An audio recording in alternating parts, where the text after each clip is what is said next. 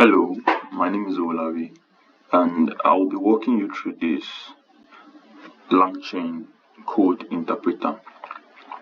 So basically, from my screen, you can see here we are just importing reusable components from a library, and if you're following, you can see we are still importing reusable components from libraries, and we initialized the Gemini LLM to process some stuff. Then we define the prompt. So this is a template of the prompt. A prompt is like an instruction you give to an agent on what you want to do. So the template says write a complete Python script to do something. You get. So it will return a valid Python code to do that specific task. You set up the chain, then you input the task. That is what you want to do. So in this particular video, I'll show you how the agent generated a code to solve basic quadratic equation. It runs the chain to generate the code and it displays the code. So let me walk you through this generated Python code so you can see it is actually correct. So from Python, it imports CMAT because we are running a mathematical equation. You get. So to define this function in Python, just like in JavaScript, if you are familiar with JavaScript, just like writing a function too. So the ABC you see here in the parentheses, they are the parameters that are required for the solve quadratic function to work. So these arguments, A, of course, the format for a quadratic equation, ax squared bx plus c. So A is obviously the quotient of x squared, B is the quotient of x, then C is a constant. So it returns a tuple. So if you are not familiar with Python like that, a tuple is just like let me say it's like an array. Yeah, it's like an array. So it can contain different data types. Since we know that ideally we expect every quadratic equation to return two values. So a tuple is just like the best way to store the values. But there are conditions, and this code interpreter handles the conditions. So I will speak about the conditions now.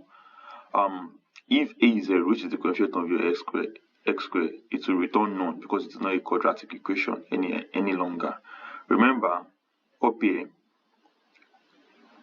the agent provided the basic format for a quadratic equation. You have to have a coefficient of x squared, coefficient of b, and c, which is the constant term. But now there is this. If you remember very well, almighty formula minus b plus or minus square root of b squared minus 4ac. That b squared minus 4ac is called the discriminant. So you can use b squared minus 4ac to know the outcome of your, not the outcome, but what your outcome will be like. Would you have two values, one value, or no value at all?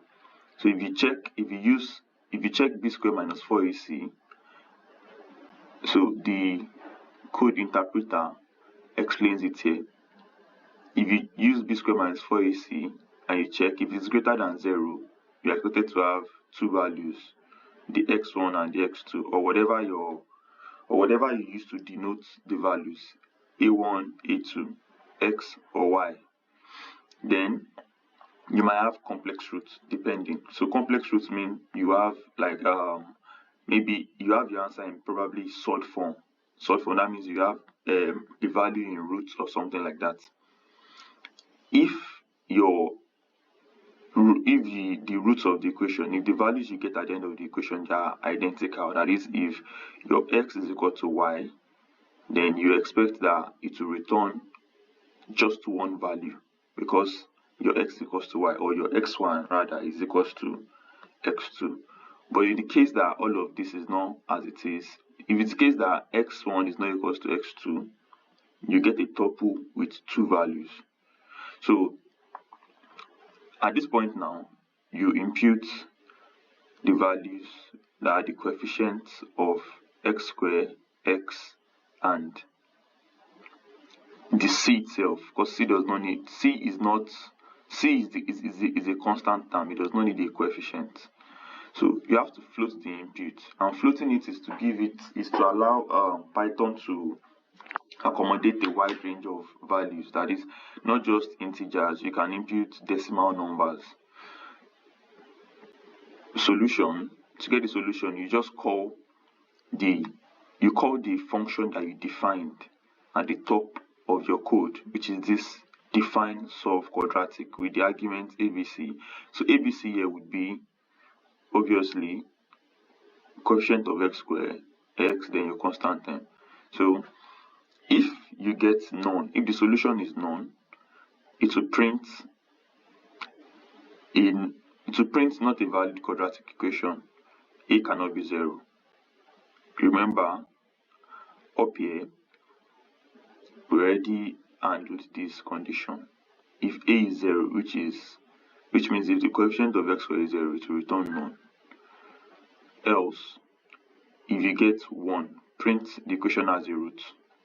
So, like I said earlier, the tuple is just like an array, and the index of arrays or tuples starts from 0. So if the length of your tuple is, let's say, 4, if the length is 4, it will start from index 0, 1, 2, 3.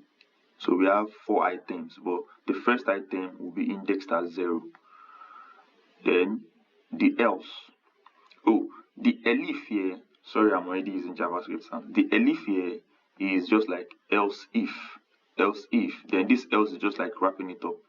So else means if the first condition is not valid, if the elif condition is not valid, then the only thing else that we have that would be true is that we have 2 roots for the equation. So it will print solution. The roots of the quadratic equations are solution 0, solution 1. So like I explained earlier about the elif, about the array and tuple, how they are identical. So solution 0 will be the first array. It will be indexed as 0 in the tuple, then solution 1.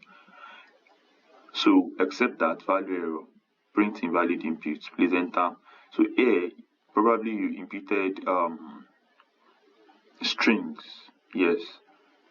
So there's no way you just put let's say for example car x squared plus dog x plus fish equals to 0. Your quadratic equation will not be solved. We need numerical values. So it undo that part too.